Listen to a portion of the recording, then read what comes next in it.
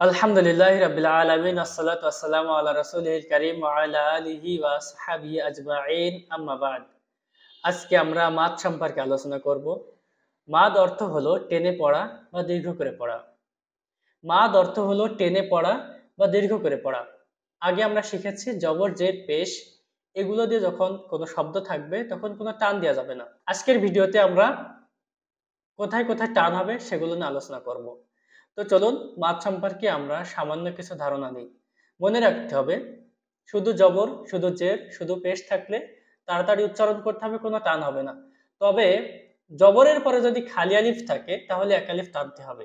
জেরের পরে যদি ইয়া সাকিন থাকে তাহলে এক আলিফ টানতে হবে।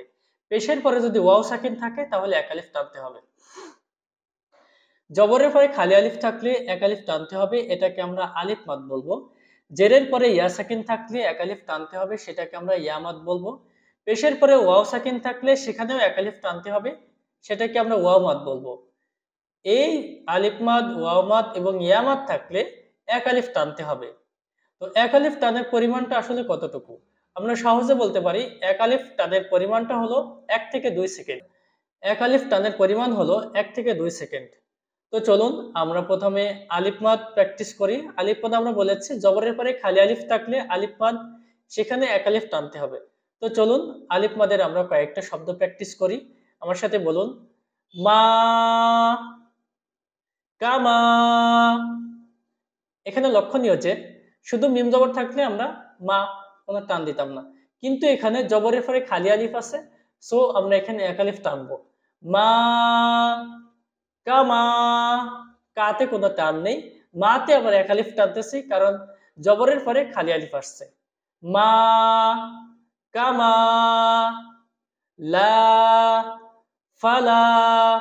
লাতে জবরের পরে এক আলিফ টান আছে, লা এখানে জবরের পরে খালি আলিফ আছে, সো এখানে এক আলিফ টানতেছি। ফালা, ফাতে ফাতে কোনো টান নেই, লাতে আবার জবরের পরে খালি আলিফ আছে, সো আমরা এখানে এক আলিফ টানতেছি। তো বলুন আমার সাথে লা, ফালা, বিমা, ক্বালা। ক্বালা কটা আমরা একটু হাই সাউন্ডে বলবো এবং কতে এক আলিফ টানবো কারণ জবরের পরে খালি আলিফ আসছে, লাতে কোনো টান নেই। ক্বালা, ক্বালা, কানা, সিরাতা, সিরাতা, নাসিরু, নাসিরু, কিতাবু, কিতাবু। কিতে কোনো টান নেই, তাতে এক আলিফ টান আছে, বুতে কোনো টান নেই।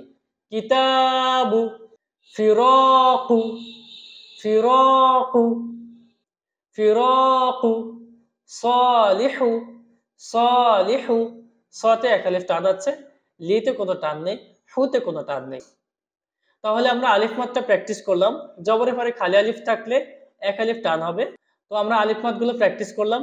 তো চলুন এট এ গ্লান্স আমরা আরেকবার একটু বলি, আমার সাথে বলুন মা, কামা, লা, ফালা, বিমা, ক্বালা, কানা, সিরাতা, নাসিরু, কিতাবু, ফিরাকু, সালিহু।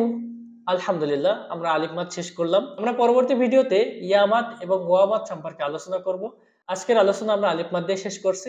আল্লাহ তাআলা আমাদের সবাইকে কুরআন বিশুদ্ধ করে পড়ার এবং শেখার তৌফিক দান করুন, আমিন। ওয়া আখিরু দাওয়ানা আনিল হামদুলিল্লাহি রাব্বিল আলামিন। আসসালামু আলাইকুম ওয়া রাহমাতুল্লাহ।